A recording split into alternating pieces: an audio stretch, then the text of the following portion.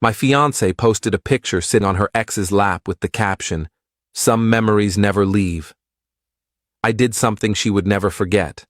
I listed our engagement ring for sale online. She realized what I'd done only when her mom called screaming. My name is Ethan. I'm 29, and until 3 weeks ago, I thought I had my life figured out.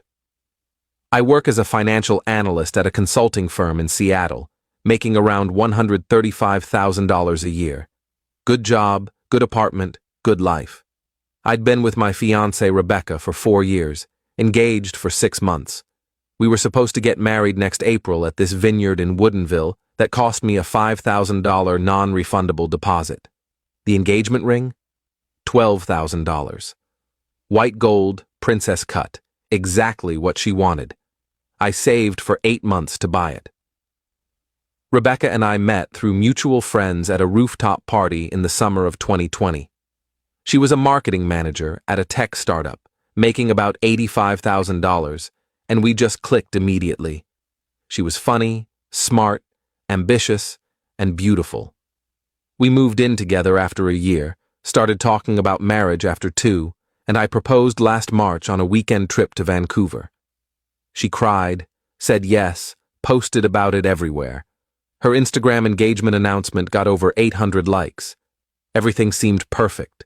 We had a joint savings account for the wedding, a shared calendar for planning, and a Pinterest board with 347 pins of centerpieces and color schemes. Her mom loved me. My parents loved her. Our friends called us #couplegoals unironically. But 3 weeks ago, on a Tuesday night, October 22nd, everything fell apart. I was at work late, finishing a quarterly report that was due Wednesday morning. Around 9:30 p.m., my phone buzzed with an Instagram notification. Rebecca had posted a new photo. I clicked on it without thinking much of it. The photo loaded and my stomach dropped. Rebecca was sitting on someone's lap at what looked like a bar or club. Not just sitting, she was leaning back against him, his arms wrapped around her waist, both of them smiling at the camera. She was wearing the black dress I'd bought her for her birthday. The guy's face was partially visible, and I recognized him immediately. Connor, her ex-boyfriend from college. The caption read, "Some memories never leave." I stared at my phone screen for a solid 30 seconds, my brain trying to process what I was seeing. Then I scrolled to the comments. Her friends were already reacting. At Jessica M: "OMG you two!" "O Meghan K, reunited and it feels so good." At Amanda P, "Wait, what?" I refreshed. More comments appeared. At Sarah L, "Rebecca, you're engaged?" At Connor J, "Best night reconnecting with this one." Connor himself had commented. My hands were shaking. I tried calling Rebecca. It went straight to voicemail. I called again. Voicemail. I texted her. "What the hell is that Instagram post?" No response. The little delivered notification appeared, but no read receipt. I sat there in my office, the fluorescent lights humming above me, and felt like I was going to throw up. I closed my laptop, grabbed my jacket, and drove home. The entire 20-minute drive, my mind was racing. Was she cheating? Was this some kind of joke? Was she drunk and making a stupid decision? When I got home around 10:15 p.m., the apartment was empty. Rebecca wasn't there. Her car wasn't in the parking garage. I called her again. Voicemail. I texted, "Where are you? We need to talk. Now." Still nothing. I sat on our couch, the same couch we'd picked out together at West Elm, and waited. I pulled up her Instagram again. The post now had 156 likes and 34 comments. Half of them were confused friends asking what was going on. The other half were people hyping her up like she was single. At 11:47 p.m., I heard keys in the door. Rebecca walked in, her heels in her hand, makeup slightly smudged, looking startled to see me awake. "Hey, babe, you're still up?" she said casually, like nothing was wrong. "Where were you?" I asked, my voice calmer than I felt. "Out with some work friends." "Just drinks, nothing crazy." "Work friends," I repeated. Was Connor there?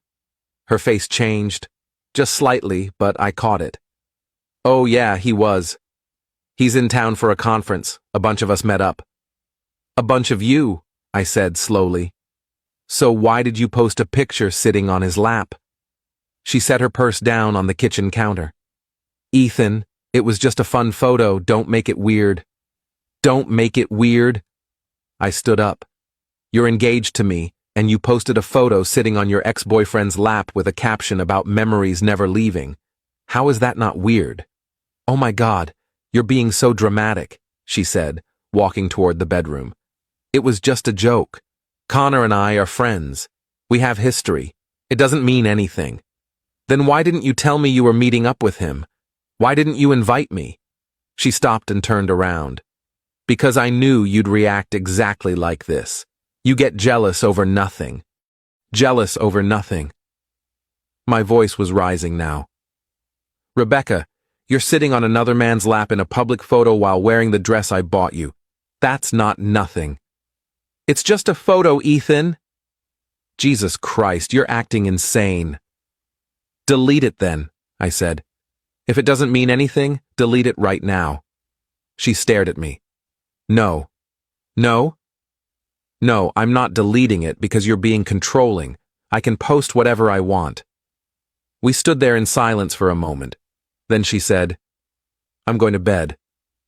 I have an early meeting, and walked into our bedroom, closing the door behind her. I stood in the living room, my heart pounding, and realized something. This wasn't just about one photo.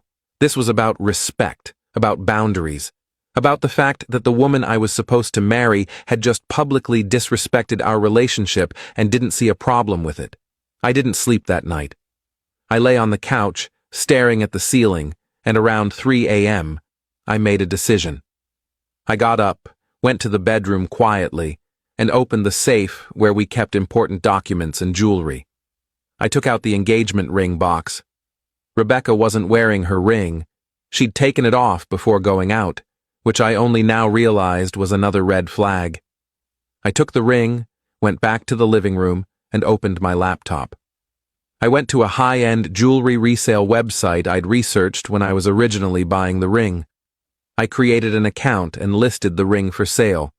Princess cut diamond engagement ring, 1.5 carats, white gold band, excellent condition, $10,500 OBO.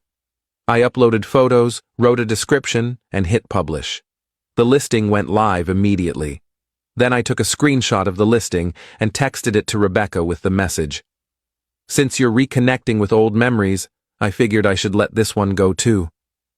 I muted my phone and finally fell asleep around 4:30 a.m. Update 1.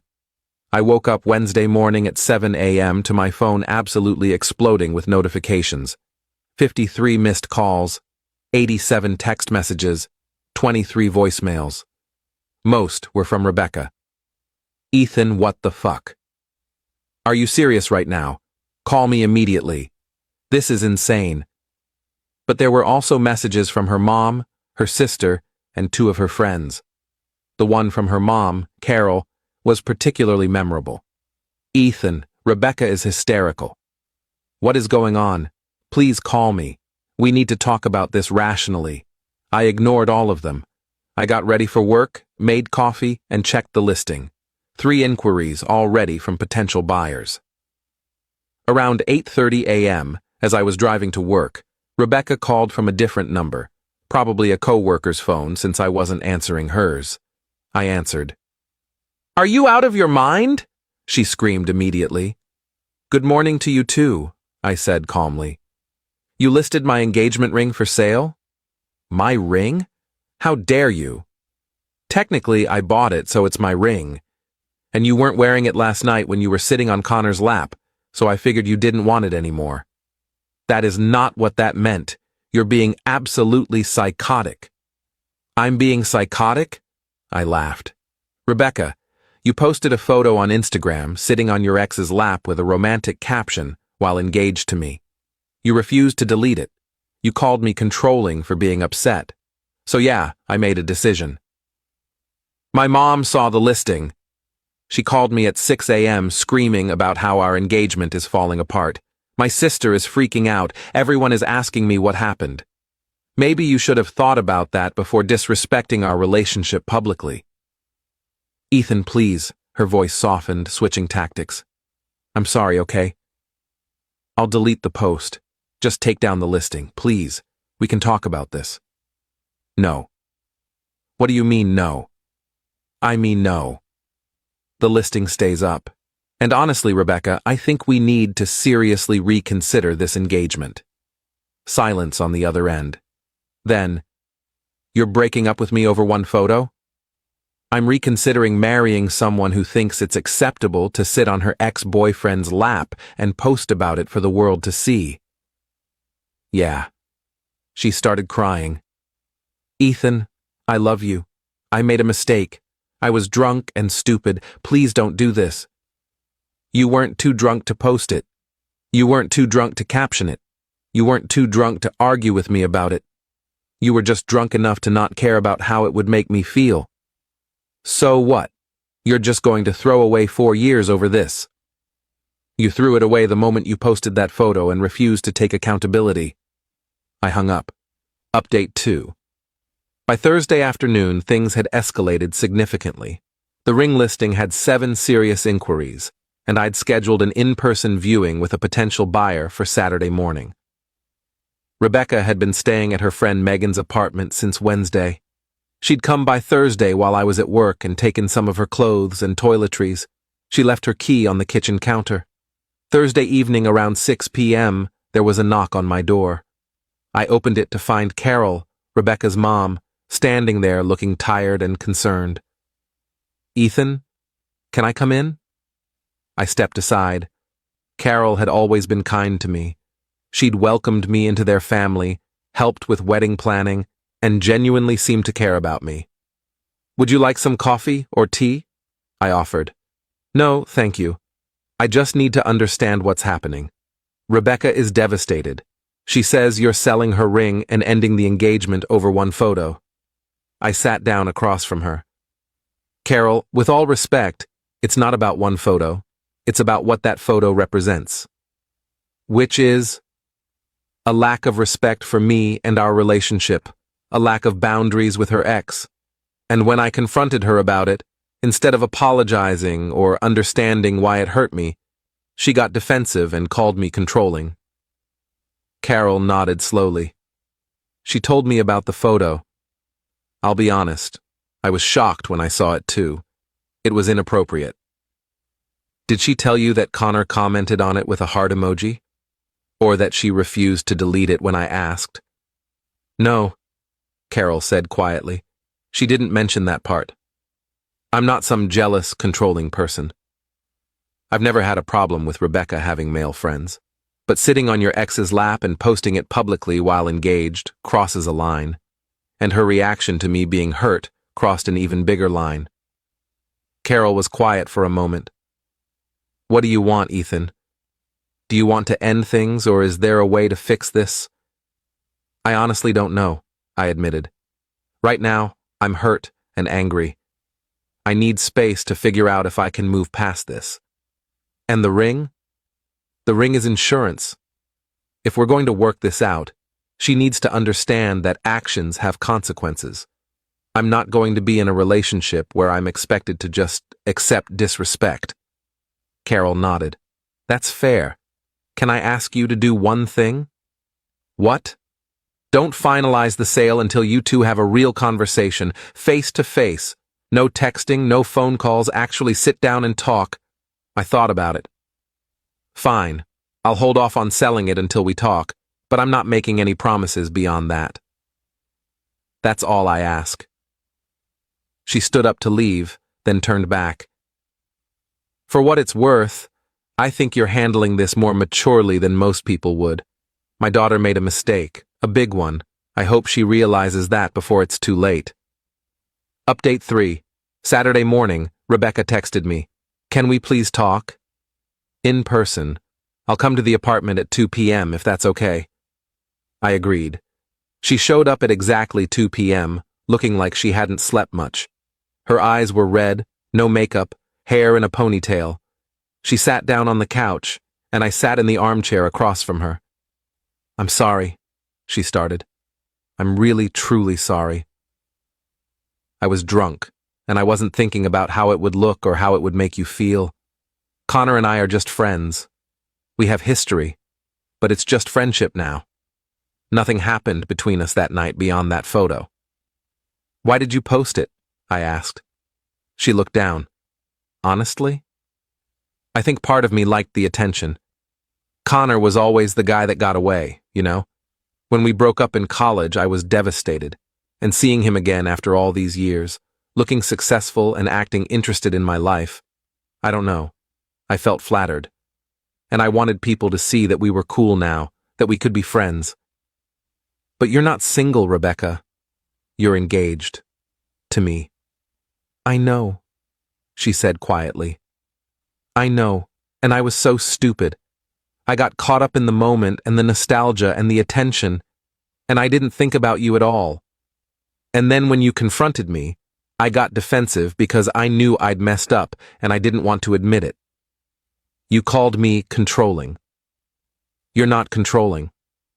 I was wrong to say that. I was deflecting." We sat in silence for a moment. "Have you been in contact with Connor since that night?" I asked. "He texted me Wednesday morning asking if everything was okay because he saw I deleted the post. I told him that you and I were having problems because of it, and he actually apologized. Said he didn't mean to cause issues and that he respects that I'm engaged. I haven't talked to him since." "You deleted the post?" "Wednesday morning, after our phone call. I should have deleted it immediately Tuesday night. I'm sorry." I leaned back in my chair. "Rebecca, I need you to understand something. I'm not trying to control who you're friends with or what you post on social media. But there are boundaries in relationships, and what you did crossed them. And your reaction to me being hurt made it so much worse." "I know," she said, tears starting to fall. "I know I messed up. I'm so sorry. Is there any way we can fix this? I don't want to lose you. I don't want to lose us." "I don't know," I said honestly. "I'm still really hurt. And I'm questioning whether you're ready to be married if you're still seeking validation from your ex." "I don't want Connor," she said firmly. "I want you. I want our life together. I was stupid and immature, and I let nostalgia cloud my judgment. But I love you, Ethan. I want to marry you." "Then why weren't you wearing your ring that night?" She looked surprised by the question. "What?" "Your engagement ring. You weren't wearing it when you went out with Connor." She hesitated. I took it off because I didn't want to lose it at the bar. I put it in my purse." "Was it in your purse in that photo?" "Yes." "So you consciously chose to take off your engagement ring before meeting up with your ex-boyfriend?" She didn't have an answer for that. I stood up. "I think you should go. I need more time." "Ethan, please." "Rebecca, I'm not saying it's over, but I'm not saying we're okay either. I need time to think, and you need to think about what you really want." She left, crying. Final update. It's been 2.5 weeks since that conversation. I've had a lot of time to think. The truth is, I love Rebecca. Or at least, I love who I thought she was. But that photo and her reaction to it revealed something about her character that I can't unsee. The need for external validation, the lack of boundaries, the defensiveness instead of accountability, these aren't things that disappear overnight. Last week, I pulled the ring listing down, not because we're back together, but because I realized I was acting out of anger. Rebecca's mom was right. I needed to process things before making permanent decisions. Rebecca and I met for coffee yesterday. We talked for 2 hours. She's been going to therapy to work on her issues with validation and attention seeking. She showed me her appointment confirmations, which I appreciated. She's been completely transparent about her phone and social media, which I didn't ask for, but she offered anyway. We agreed to postpone the wedding indefinitely. The venue was understanding and let us move our deposit to a future date, TBD. We're not wearing our engagement rings right now. We're basically starting over, dating again, rebuilding trust. I moved some of my stuff into a short-term furnished apartment. We're not living together right now. We're taking things slow, one date a week, rebuilding communication, working on boundaries. I don't know if we'll make it. I honestly don't. Some days, I think we can work through this. Other days, I think the relationship died the moment she posted that photo. But I'm giving it a chance. Not because I'm desperate or because I've invested 4 years, but because I believe people can learn from their mistakes if they're willing to do the work. If she screws up again, I'm done. No second chances, no conversations, no therapy. Just done. As for Connor, Rebecca blocked him on everything. He apparently sent one final message saying he hoped everything worked out for us, which I actually appreciated. He's not the villain here. Rebecca's choices are her own. The ring is back in the safe. I'm not sure what its future is. Maybe it'll end up on her finger again someday. Maybe I'll sell it after all. Maybe I'll return it and get something new if we ever get to that point again. Right now, I'm just focused on figuring out what I want and whether this relationship is worth saving. Edit 1. A lot of people are asking why I'm giving her another chance. Fair question. The truth is, 4 years of history doesn't disappear because of one incident. I want to see if she's genuinely willing to change, or if this is just temporary remorse. Edit 2. Someone asked if Connor is married. Yes, he's engaged to someone else, which makes Rebecca's behavior even weirder. She wasn't trying to get back with him, she just wanted his attention. Edit 3. For those saying I should have just ended it, maybe you're right. But I'd rather try and know for sure than walk away and always wonder, what if? If it doesn't work out, at least I'll know I tried. Edit 4. The listing got flagged and removed by the site after someone reported it. Honestly, it had served its purpose anyway. She got the message.